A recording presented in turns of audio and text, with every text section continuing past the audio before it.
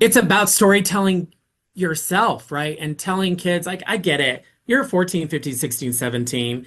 But when you're, my age, and let me bring in my yearbook, tell a story. Like my best friend from high school passed away in 2020. And what I have is our yearbook, and we won a superlative together, which I know is silly, but most dependable. And there's our picture, and there's a story, and people go back to that book from time to time to reminisce about their life.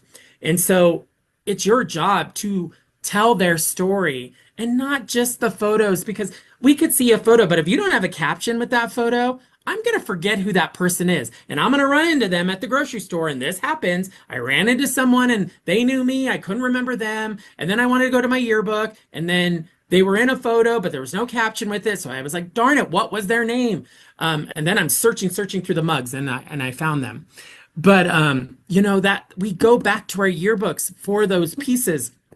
But, now that I've done this long enough, now I have kids on staff who can talk about a story.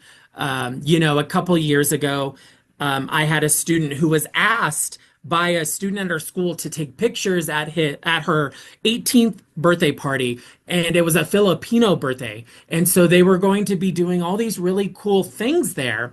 And so the student was asked, like, that's great, I'll take photos for you. Can we include it in the yearbook? And can I tell this story? And she was like, oh yeah, that's awesome. And so a reporter went with him, and they told that story, and then the page took on a life of its own. And then, at one point they're like, can we talk about all types of birthdays? And like, let's talk about a quince. And they found a girl who did a quince, but then they're like, wait, we don't want to focus on birthdays. Can we just focus on celebrations? Because we want to get an adult in there. And, oh, this teacher just is going to have a gender reveal. Can we cover that? And let's make it about celebrations. And so this spread that just turned into this young girl's birthday, I mean, domino effect, right? All these other cool stories. And so, that really impacted that student who told that story. He's like, and that made me realize, yeah, these are the stories we need to tell. I had a student who, she had a heart transplant, and the kids told her story, but they didn't tell it in a traditional format. They did a Q&A, but they interviewed her older sister, her mom and dad, and really told the story through a timeline. The young girl joined the yearbook staff and was my editor-in-chief a few years later.